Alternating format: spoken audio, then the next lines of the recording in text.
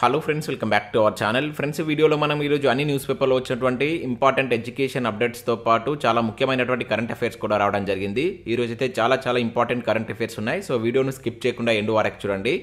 చూసే ప్రతి ఒక్కరు ఖచ్చితంగా లైక్ చేయండి. డైలీ 1 to 2 hours వర్క్ చేసి దాదాపుగా 8 న్యూస్ పేపర్ చదివి ఇన్ఫర్మేషన్ మీకు అయితే అందించడం జరుగుతుంది.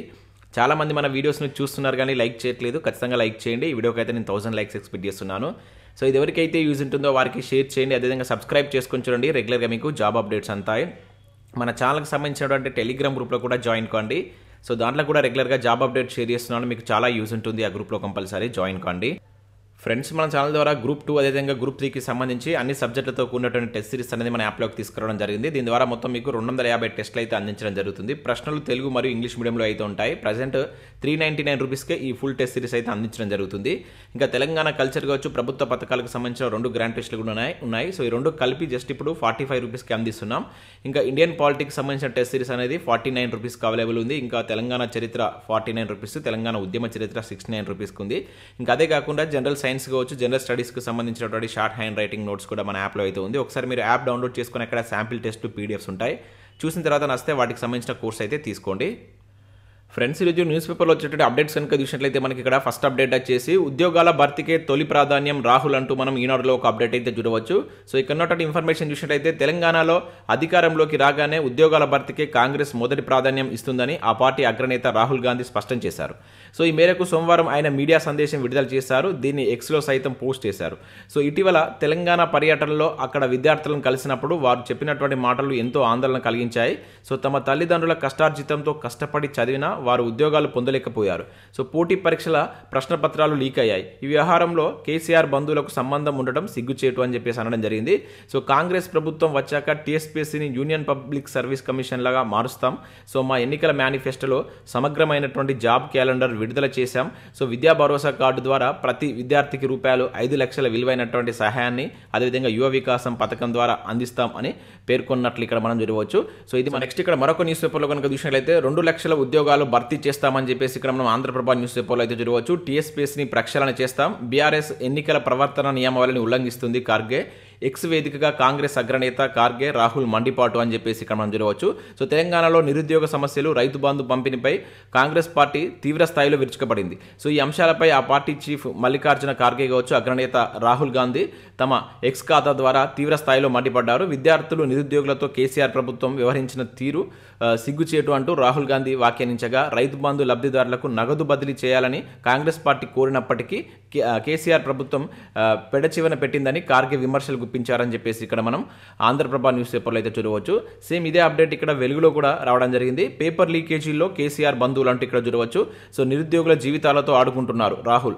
సో అశోక్ నగర్లో నిరుద్యోగుల పరిస్థితి చూసి బాధేసింది. జాబ్ క్యాలెండర్ అమలే తమ తొలి ప్రాధాన్యమని కామెంట్ అంటే ఇక్కడ చూడవచ్చు. సో టీఎస్పీఎస్సీ పేపర్ లీకేజీల్లో కేసీఆర్ బంధువులు ఉన్నారని ఏఐసీసీ అగ్రనేత రాహుల్ గాంధీ ఆరోపించారు. పేపర్ లీక్లకు పాల్పడి నిరుద్యోగుల జీవితాలతో ఆడుకుంటున్నారని సోమవారం ఒక ప్రకటనలో ఆయన మండిపడ్డారని చెప్పేసి ఇక్కడ మనం చూడవచ్చు.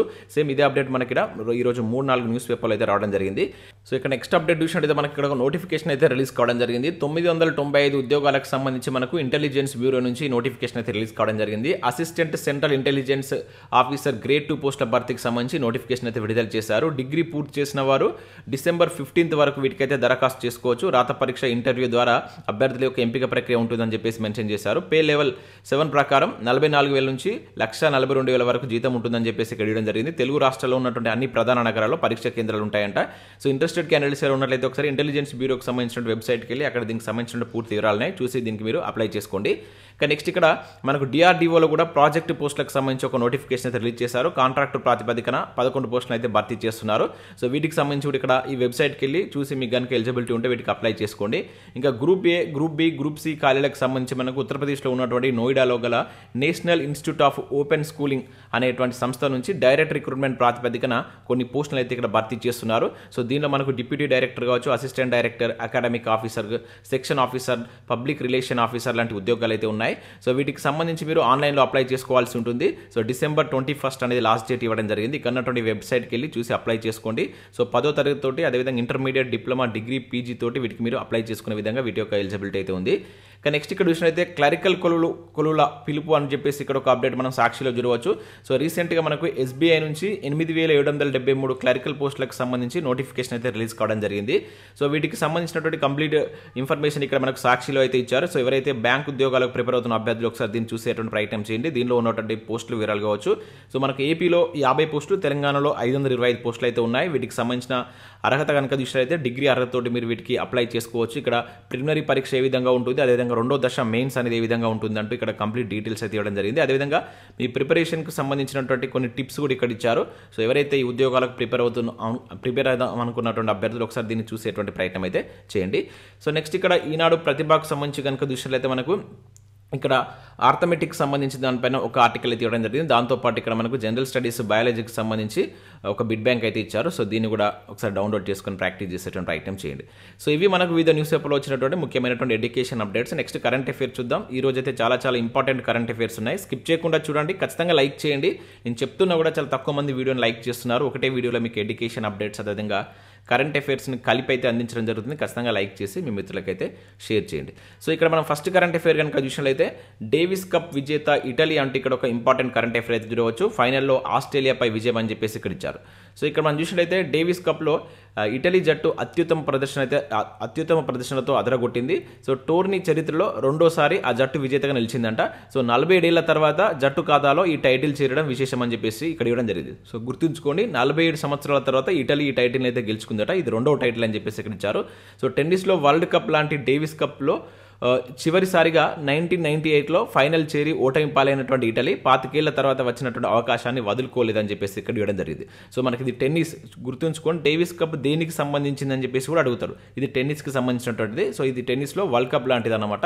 సో ఈసారి 2023కు సంబంధించి ఈ కప్ను మనకు ఇటలీ అయితే కైవసం చేసుకోవడం జరిగింది. 47 సంవత్సరాల తర్వాత ఈ కప్ ఇటలీకి వచ్చిందట. గుర్తుంచుకోండి, చాలా ఇంపార్టెంట్. ఫైనల్లో ఆస్ట్రేలియా పైన గెలవడం జరిగింది.